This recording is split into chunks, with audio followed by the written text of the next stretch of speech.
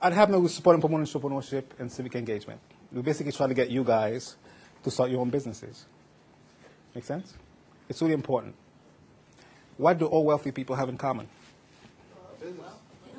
Money. Yeah. Well, how do they get that money? I mean, you are on the right track. Think about it. First of all, what defines a wealthy person? Residual income. Residual income. What do you mean by that? Basically, they don't necessarily have to, work to get money. The money works for them. Exactly. So they can be sleeping and still be money. Right. You could take a vacation for 6 months, not do anything at all, and you're still having income coming in. But what's the generator of that income? It's two things. Well, yeah. People working under you, which is what? Leverage. Yes, all that's true. But it comes down to two things, though. Entrepreneurship. Yeah, they have their own businesses. Every wealthy person, Michael Jordan, Oprah Winfrey, every wealthy person you name have some kind of business. Or the other thing is an investment. That makes them a lot of money every month. So if you're serious about making money, how many of you are serious about making money? Don't be shy. Okay. What do you need to do? If you're serious about making money, what do you need to do? Start investing in what business. Yeah, invest and start your own business. Find out what people need, what you need to do, what your passion is. If you could match those things, you'll be very wealthy. I'm not going to say it's easy. It's very difficult. It's probably the hardest thing you ever do. But it's also the most rewarding thing. Anybody know what's the other difference between a business person and a person who works for a living? How many of you work for a living? Okay, when you get your paycheck, what do you see? Say that again, louder. Taxes. You don't even see your paycheck yet. There's some guy named FICA that deducted something. There's a state, there's SUI, all these deductions. And then whatever's left over, you pay your bills with. Am I correct? Right. When you're a business owner, it's the opposite. You pay all your bills first. Name the bills. Name bills. Bills you have. Rent. Dry clean. Clean, utilities, car payments, car notes, whatever it is. What else? Groceries. Groceries. Well, you could put, maybe if it's an event. Office groceries. Yeah. Eat breakfast at work. Yes. That's what I want. Just about everything you could think of are tax deductible. Every single expense you have are tax deductible. And whatever's left over, you pay taxes on that. Isn't that great? I have a friend, his name is Mark Augustin. Mark Auguste. He does taxes. He works 6 months out of the year. He makes over $200,000 a year. He has over 2,000 clients. Actually, he's minimizing his clients. He's trying to get rid of some of them. His reported income, anybody guess, just take a guess what it is. What he reports as 50,000, 20,000. 40,000. He rents an office space from his mother's house. The rent he pays is tax deductible. He hires people to do taxes with him. Every single salary he pays are tax deductible. Health benefits, everything he has is taxable. The software, which is very expensive, is tax deductible. So by the time he takes out all his expenses, he has about $40,000 left in reported income.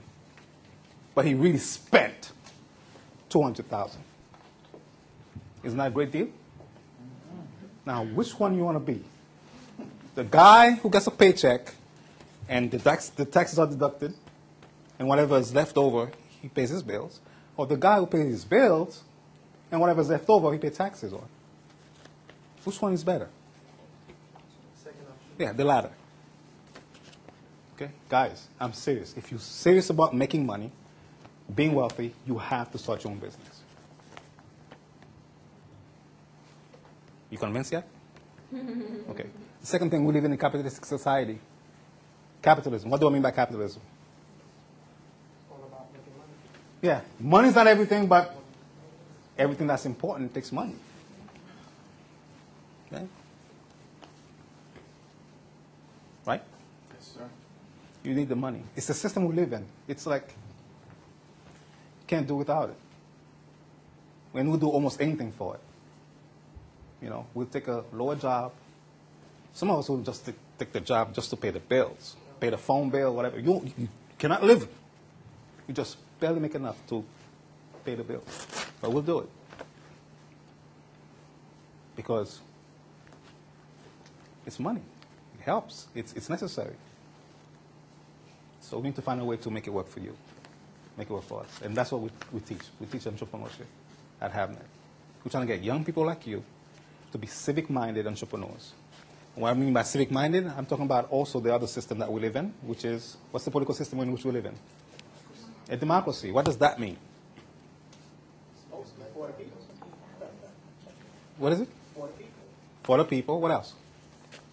People like the government. Yeah. Does anyone really appreciate how significant that is? You know, like 200, 300, 400 years ago, 500 years ago, you didn't choose your leaders. They, basically, the stronger person, the most powerful person, imposed themselves on you and they say, we're your leaders. You didn't have a choice. Okay, and they call it divine right to rule. They said the leaders are God representatives on earth. Whatever gimmicks they could find to justify the rule, that's what they use. Now, you have an opportunity, as of the 19th century, to create your government, to basically choose your leaders. That is an awesome thing. Just about every country in the world is a republic where they choose their leaders. Even the dictatorships, in a way. So, we live in a democracy. Okay? And when it comes to election day, there are certain rituals that you should follow.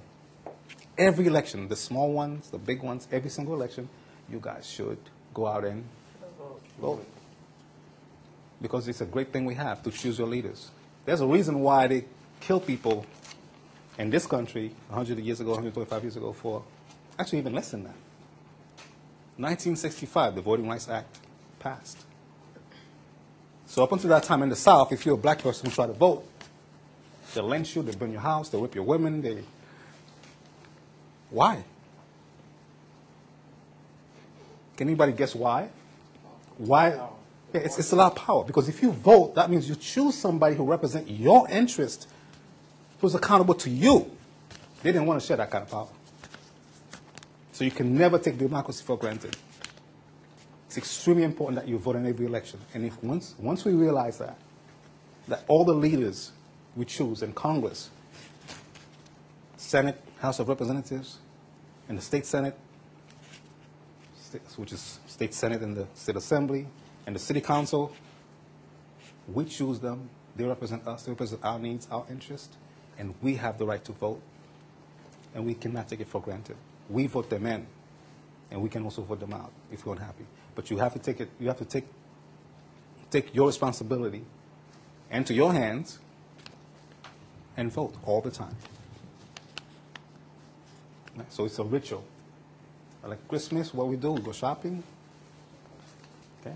Halloween, we go trick-or-treating. On election day, we go vote. Never take it for granted.